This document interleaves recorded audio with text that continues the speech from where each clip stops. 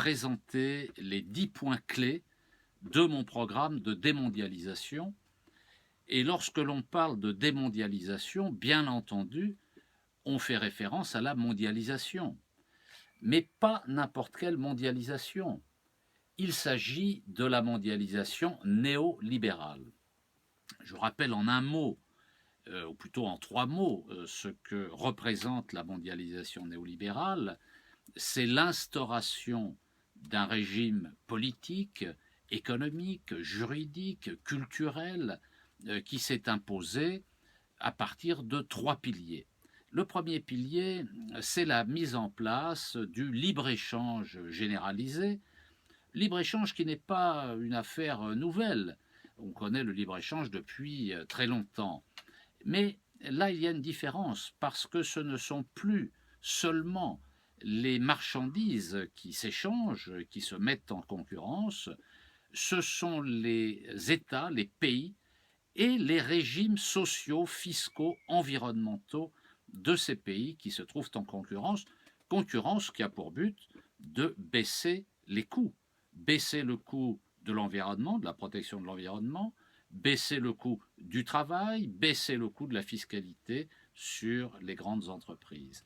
Le deuxième pilier sur lequel repose la mondialisation néolibérale, c'est celui de la globalisation financière. Autrement dit, la domination qui s'est instaurée par l'action des États pour contrôler l'économie. Aujourd'hui, les finances, les marchés financiers dominent l'économie réelle, dominent les grandes entreprises, mais aussi les petites et moyennes dans certaines circonstances, et dominent également les finances publiques qui sont aujourd'hui sous la domination des marchés financiers. Et puis enfin, le troisième pilier sur lequel repose la mondialisation néolibérale, c'est celui des institutions multilatérales, pas n'importe lesquelles, parce qu'une institution comme l'ONU, évidemment, ne fait pas partie de ces institutions néolibérales. L'ONU rassemble des pays pour défendre la paix quand elle le peut. Je veux parler des institutions spécialisées comme l'Organisation mondiale du commerce, l'OMC, la Banque mondiale, le Fonds monétaire international, le FMI, l'OTAN, l'Organisation du traité de l'Atlantique Nord, mais aussi l'Union européenne avec sa monnaie unique, l'euro. Ces institutions multilatérales sont chargées de maintenir l'ordre néolibéral mondial, avec les résultats que l'on connaît, catastrophiques en matière de protection de l'environnement, en matière de politique sociale, en matière de démocratie. Nous sommes dans une situation qui est catastrophique. Et donc, il faut, si l'on veut résoudre ces problèmes, chômage, la paix, les réductions d'inégalités, il faut sortir de l'ordre néolibéral mondial. Je rappelle quand même que cet ordre néolibéral mondial n'est pas né spontanément de l'activité économique. Il est le résultat d'un choix politique qui a été fait parfaitement consciemment par les élites, les dirigeants de la triade, c'est-à-dire les dirigeants des États-Unis, du Japon et de l'Europe. Pourquoi ont-ils pris cette décision à partir progressivement, disons, à partir de la fin des années 60? Pour 3 raisons. La première, après la Seconde Guerre mondiale et les avancées sociales démocratiques qui ont eu lieu dans de nombreux pays, singulièrement dans les pays européens, il fallait réagir, il fallait empêcher la progression de ces mobilisations sociales, de ces avantages sociaux, sous l'action d'ailleurs d'un mouvement syndical extrêmement puissant qui s'est manifesté dans le monde entier. 1968 n'est pas simplement la manifestation des étudiants parisiens au quartier latin, c'est quasiment tous les pays occidentaux qui se sont mobilisés, même au-delà. On l'a vu en Tchécoslovaquie par exemple, et puis en Pologne aussi. Deuxième raison pour laquelle les classes dirigeantes ont décidé de la mondialisation néolibérale, c'est le vaste mouvement de décolonisation qui avait pris naissance, qui s'était accéléré au lendemain de la Seconde Guerre mondiale et qui s'était accéléré durant les années 50, 60, 70. Et puis, troisième élément, c'est l'existence de ce que l'on appelait un camp socialiste qui rassemblait la Chine communiste, l'URSS et un certain nombre de pays européens. Tout cela avait placé les classes dirigeantes de la triade en position défensive. Le choix de la mondialisation néolibérale par les élites de la triade, les classes dominantes, avait pour but finalement, si on résume, de rediscipliner le monde du travail partout dans le monde avec le chômage de masse, l'installation du chômage de masse et le maintien de la dette publique. Nous sommes dans ce schéma qui fonctionne très bien depuis plusieurs décennies.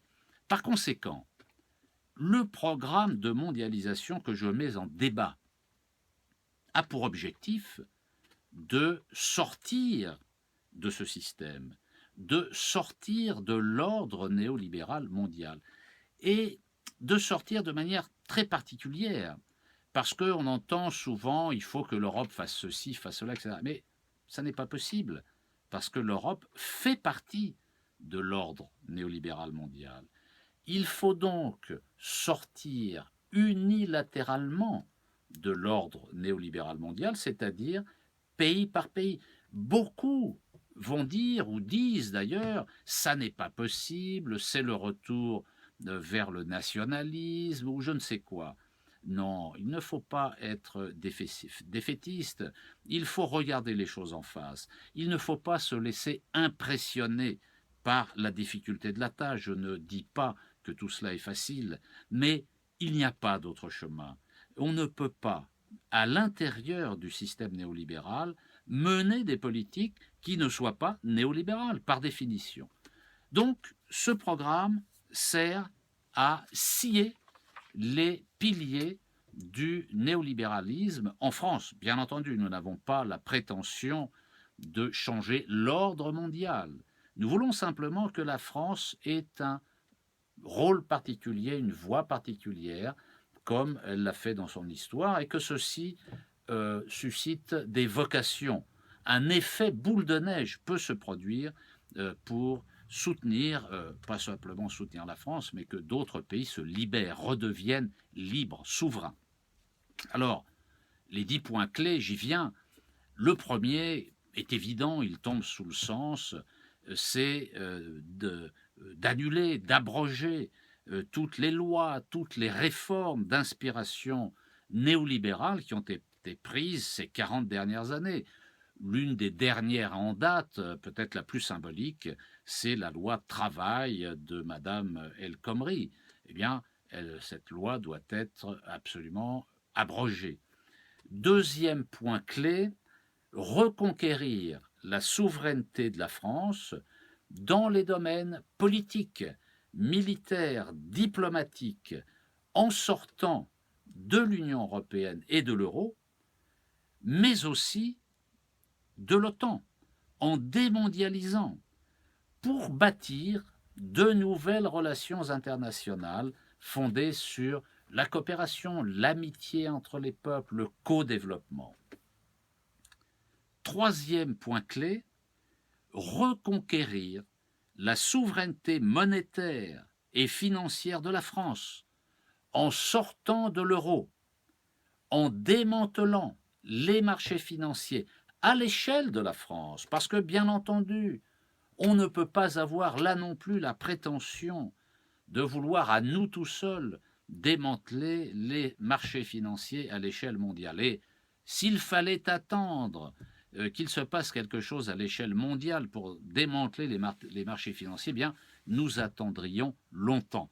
Il faut donc les démanteler chez nous, en France, en organisant le dépérissement de la bourse et en faisant défaut sur notre dette publique pour la restructurer. Quatrième point clé, reconquérir la souveraineté économique et industrielle de la France par le retour à la nation, la nationalisation des grandes féodalités industrielles de services médiatiques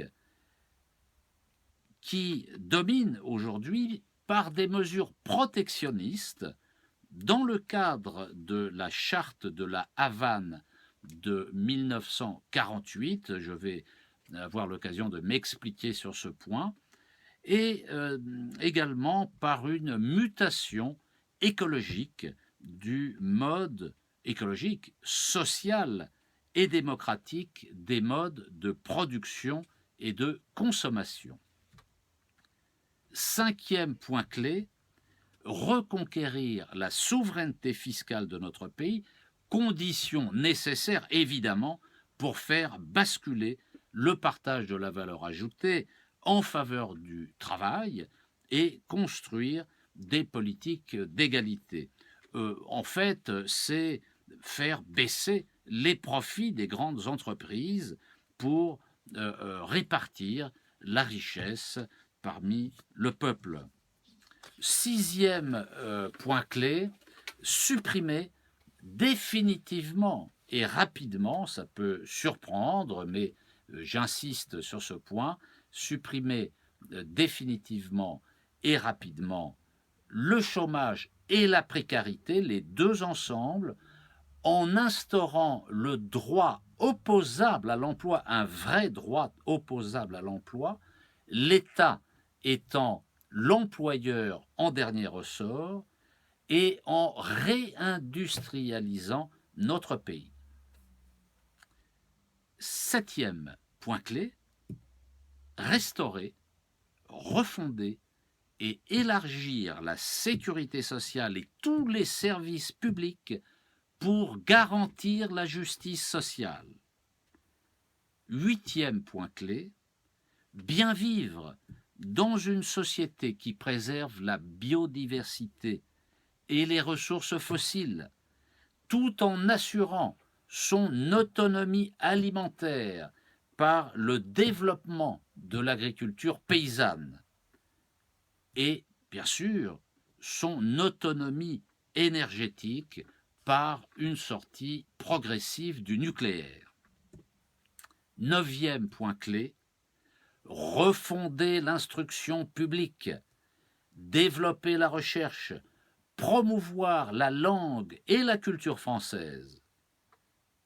Dixième point clé, reconstruire l'État républicain pour garantir l'intérêt général et les libertés publiques, la démocratie, la laïcité, l'indépendance de la justice et préparer une constituante pour changer de république. Dans les semaines qui viennent, je vais reprendre chacun de ces 10 points, un par un, pour approfondir. Évidemment, on ne peut pas en rester à des idées aussi générales. Il faut détailler, préciser, et vous verrez qu'avec mes amis du Rassemblement pour la démondialisation, nous sommes allés très loin dans la précision et dans le détail, précisément parce que nous en avons assez des slogans, des recettes toutes faites, des mesurettes. Nous voulons être concrets, opérationnels. Je vous invite par conséquent à rejoindre le Rassemblement pour la démondialisation pendant cette campagne électorale et vous pouvez créer un comité local, vous engager, coller des affiches, collecter de l'argent pour la campagne.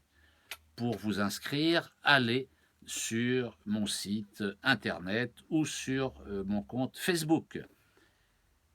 La semaine prochaine, je parlerai du point 1 de mon programme qui porte sur l'annulation, l'abrogation de toutes les lois, de toutes les réformes d'inspiration néolibérale prises ces 40 dernières années. À la semaine prochaine.